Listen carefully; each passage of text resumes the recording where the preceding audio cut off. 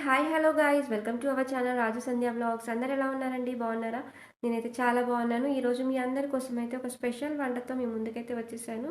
అది ఏంటి అంటే కాకరకాయ ఉల్లికారం ఎలా చేయాలో మీ అందరికీ కూడా చూపించబోతున్నాను. కాకరకాయ అంటే ఇష్టపడని వాళ్ళు చాలామందే ఉంటారు. బట్ ఈ సింపుల్ మెథడ్లో ట్రై చేసి చూడండి, తప్పకుండా నచ్చుతుంది. అండ్ ఇప్పటివరకు నా ఛానల్ని సబ్స్క్రైబ్ చేసుకోకపోతే ప్లీజ్ సబ్స్క్రైబ్ చేసుకోండి, లైక్ చేయండి, కామెంట్ చేయండి, షేర్ చేయండి. వీడియో మాత్రం స్కిప్ చేయకుండా చూడండి. ఇప్పుడైతే మనం కాకరకాయ ఉల్లికారం ఎలా తయారు చేసుకోవాలో చూద్దామండి. దానికోసం మనం 250 గ్రామ్స్ కాకరకాయలైతే తీసుకోవాలి. అవైతే నీట్‌గా శుభ్రం చేసేసుకొని, ఇలా ఇక్కడ చూపించిన విధంగా కట్ చేసుకోవాలి. మనం మసాలా వంకాయకి ఎలాగైతే కట్ చేసుకుంటామో, ఆ విధంగా అయితే మనం కట్ చేసుకొని పక్కన పెట్టుకోవాలి. తర్వాత స్టవ్ ఆన్ చేసుకొని, ఒక కడాయి అయితే పెట్టుకొని ఆయిల్ అయితే హీట్ చేసుకోవాలండి. ఆయిల్ వేసేసి, నేను ఇక్కడ చూపించిన విధంగా కాకరకాయలైతే ఫ్రై చేసుకోవాలి కాబట్టి నేనైతే ఆయిల్ ఎక్కువగానే తీసుకున్నాను. అండ్ ఇవన్నీ కూడా మనం లో ఫ్లేమ్‌లోనే కాకరకాయలనేది డీప్ ఫ్రై చేసుకోవాలి. ఇప్పుడైతే మనం 3 ఆనియన్స్ అయితే తీసుకున్నాం కదా! ఆ 3 ఆనియన్స్ కూడా ఇక్కడ చూపించిన విధంగా పెద్ద సైజులోనే కట్ చేసేసుకొని పక్కన పెట్టుకోవాలి. అలాగే వెల్లుల్లి కూడా తీసుకొని పక్కన పెట్టుకోవాలండి.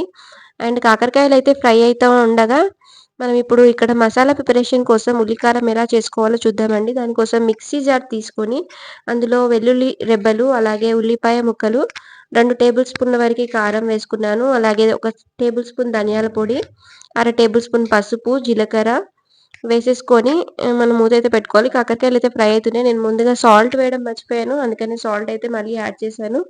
ఇవన్నీ యాడ్ చేసిన తర్వాత మనం మిక్సీ అయితే పట్టుకోవాలండి. కాకరకాయలు కూడా ఫ్రై అయిపోయాయి. ఇక్కడ చూపించిన విధంగా ఈ కలర్ వచ్చేంత వరకు మనం కాకరకాయలు అనేది ఫ్రై చేసుకోవాలి. అండ్ మసాలా పేస్ట్ కూడా ప్రిపేర్ చేసి పెట్టుకున్నాం కదా! ఈ విధంగా అయితే మీరు కాకరకాయ ఉల్లికారం ట్రై చేసి చూడండి. మీకు అందరికీ కూడా తప్పకుండా నచ్చుతుంది.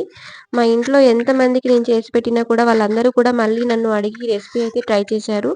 అంత బాగుంటుంది ఈ కాకరకాయ కర్రీ అనేది. అండ్ అదే ఆయిల్‌లో మనం కాకరకాయలు ఫ్రై చేసిన ఆయిల్‌లోనే కరివేపాకు రెబ్బలు కూడా వేసుకొని ఫ్రై చేసుకోవాలి. ముందుగా ప్రిపేర్ చేసి పెట్టుకున్న ఉల్లి కారాన్నయితే అందులో వేసుకొని కొద్దిగా బ్రౌన్ కలర్ వచ్చేంత వరకు ఫ్రై చేసుకొని, అలాగే ఈ కాకరకాయను ముందుగా డీప్ ఫ్రై చేసి పెట్టుకున్నాం కదా! అవి కూడా వేసి ఇలా ఈ కలర్ వచ్చేంత వరకు ఫ్రై చేసుకోవాలండి. ఆ ఆయిల్ అంతా కూడా బయటికి వచ్చేంత వరకు మనం ఫ్రై చేసుకొని స్టవ్ అయితే ఆఫ్ చేసుకోవాలండి. చూస్తున్నారు కదా, కాకరకాయ కర్రీ అనేది చాలా సింపుల్‌గా, ఈజీగా చేసుకోవచ్చు. నేనైతే భోజనం కూడా చేసేసాను. ఆ కాకరకాయతోనే తినేయొచ్చండి. మనం సైడ్ డిష్‌గా కూడా వాడుకోవచ్చు. కర్రీ కూడా యూజ్ చేసుకోవచ్చు. మీ అందరికీ నచ్చుతుందని అనుకుంటున్నాను. ఒకవేళ నచ్చినట్టయితే ప్లీజ్ కామెంట్ చేయండి. ఎలా ఉంది ఏంటి అనేది. ఓకేనా ఫ్రెండ్స్? సబ్స్క్రైబ్ చేసుకోవడం మర్చిపోకండి. నా వీడియో నచ్చితే ప్లీజ్ లైక్ చేయండి, కామెంట్ చేయండి.